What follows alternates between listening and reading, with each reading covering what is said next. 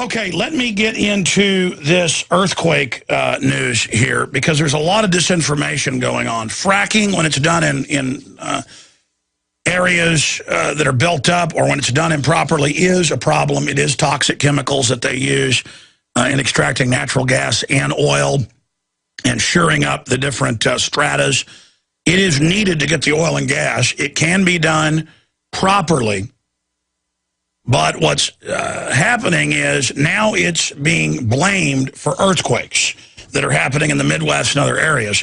And there are major studies that show that giant oil fields over time can suck out enough oil or gas to then, in one big event, have some settling or a small earthquake.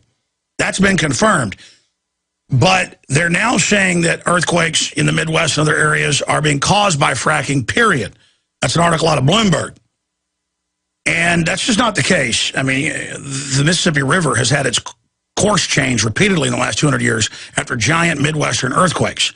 So the Earth goes through cycles tectonically, and to say that humans and their fracking is what's doing it is ridiculous. Now, as for the big booms, we've got an article going up with some research that was done by the Intel Hub from the LA Times decades ago about giant underground train projects and these nuclear-powered locomotives. And that's what I've said. A lot of times this booming is associated with when they're hitting certain hard rock stratas underground and the hums that are heard when they're building these giant underground facilities. So that report just went up on InfoWars.com if you want to see that.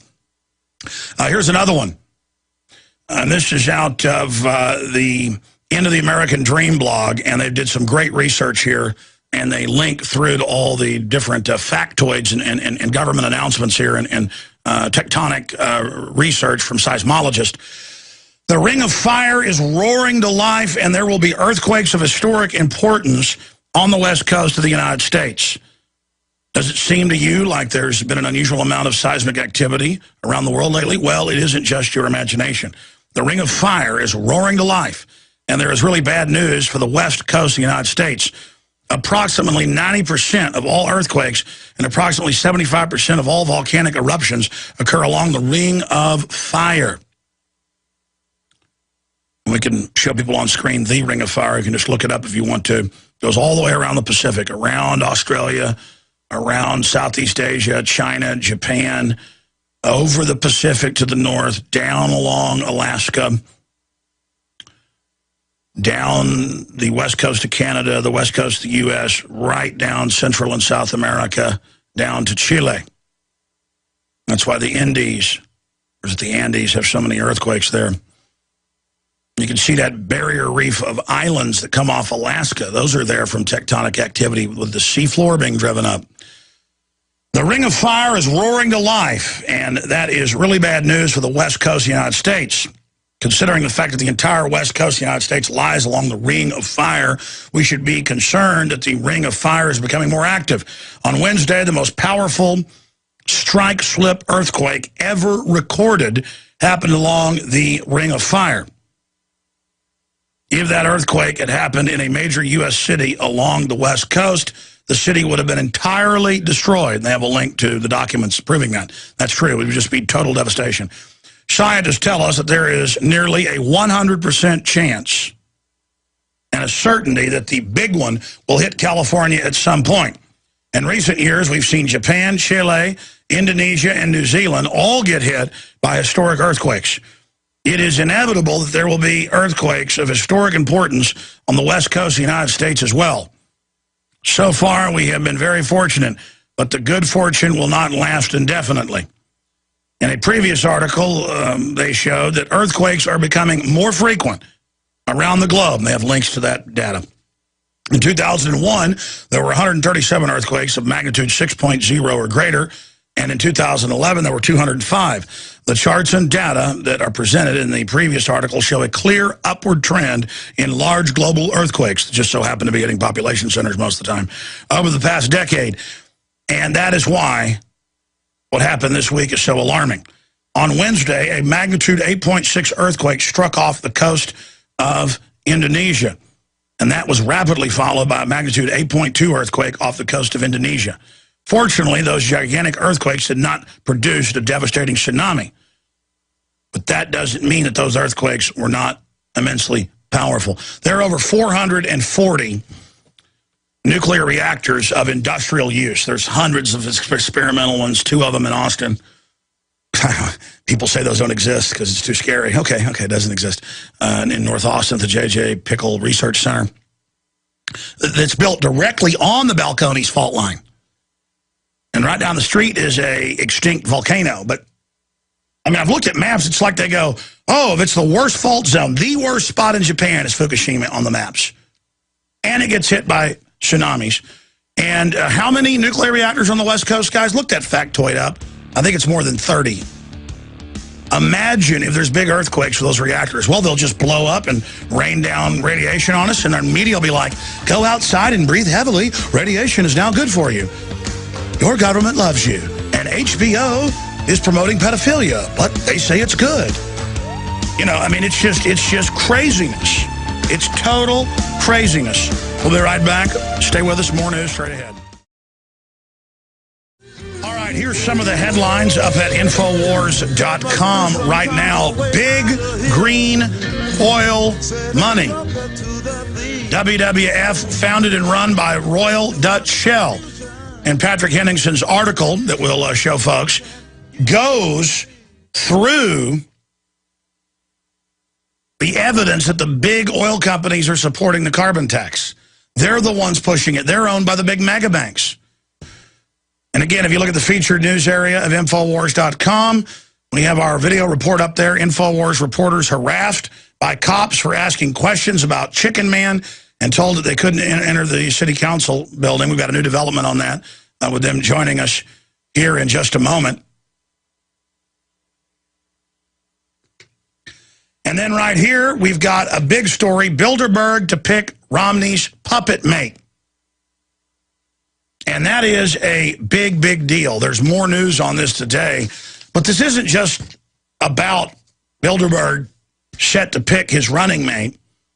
It's the fact that the Washington Post, from the founding of Bilderberg back in 1954 in Oosterbeek, Holland, with the Dutch royalty and all the rest of them, meeting there with the British royalty and the Rothschilds and the Rockefellers, the Washington Post has always had Jane Graham, the founder of it, owner of it, or then her son there. They never would talk about it. They were sworn to secrecy, the only media at first allowed in there.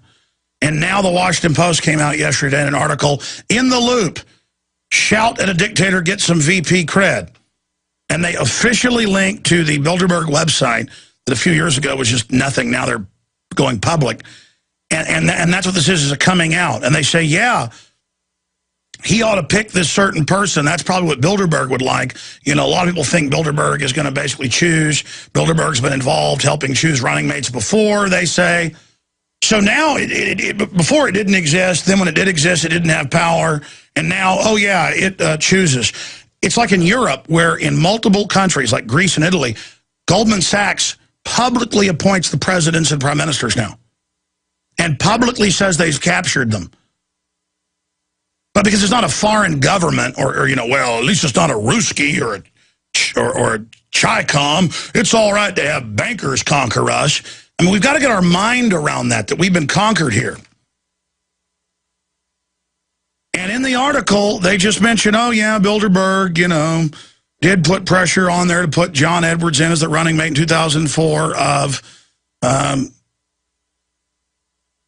Senator Kerry, and Bilderberg does make a lot of decisions. And, well, the question is, you know, Bilderberg kind of wants this person. It's like a public communique directly to Mitt Romney. A story in today's Washington Post written by veteran columnist Al Kamen suggests that the Bilderberg Group may have a decisive role to play in picking Mitt Romney's running mate, continuing a recent trend in which the secretive cabal has had a direct influence on U.S. presidential approach. But that's only part of it. Why are they now admitting they have an influence? Through their house organ, the Washington Post. This is a big deal. Kamen has been writing for the Washington Post for over 3 decades and also worked with Watergate icons Woodward and Bernstein, suggesting the title of his column, In the Loop, has some meaning behind it. Well, he's saying I'm part of the establishment. I've been told this. And it's a message to folks that are in the loop. Cameron remarks on how both President Obama and Hillary Clinton are heading to the Summit of the Americas this weekend in Colombia to meet with over 30 other heads of state. They will be joined by Senator Mark Rubio of Florida, who has been touted as a potential VP, having endorsed Mitt Romney last month. Curiously, not many senators seem to be going. In fact, it may be that the only one going for the Senate Foreign Relations Committee is Mark Rubio, a possible vice presidential pick. By the way, Jim Tucker said, well, it was actually Mark Anderson with him, that they were looking at it could be at this meeting, because they'll have Bilderberg steering meetings that aren't the official meeting, but they'll get together and have piggyback meetings at these other global meetings. So he goes on to say, a possible vice presidential pick who we're told is flying commercial to attend, writes Cameron, adding that Rubio's presence could help boost his foreign policy chops, just as a visit with the clandestine Bilderberg group was key in John Edwards being picked as John Kerry's #2 in 2004. I thought it didn't exist. I thought I was a crazy man. I thought the New York Times just 4 years ago had an article saying I was having hallucinations in Virginia and imagining people following me. Yeah, helicopters, motorcades, machine guns, Marines in plain clothes, people trying to set us up, police arresting people, world leaders on site, no media coverage, except that I'm insane. No, I'm not insane. You thought the people were insanely stupid and that you could con them, and now you've been caught with your pants down, Washington Post. That are built up, or when it's done improperly, is a problem. It is toxic chemicals that they use in extracting natural gas and oil and shoring up the different stratas. It is needed to get the oil and gas. It can be done properly, but what's has a small earthquake. That's been confirmed. But they're now saying that earthquakes in the Midwest and other areas are being caused by fracking, period. That's an article out of Bloomberg. And that's just not the case. I mean, the Mississippi River has had its course changed repeatedly in the last 200 years after giant...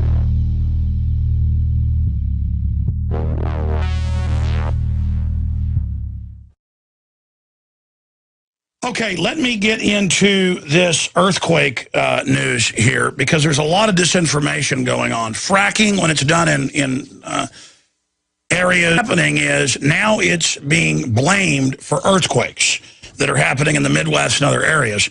And there are major studies that show that giant oil fields over time can suck out enough oil or gas to then, in one big event, have some settling or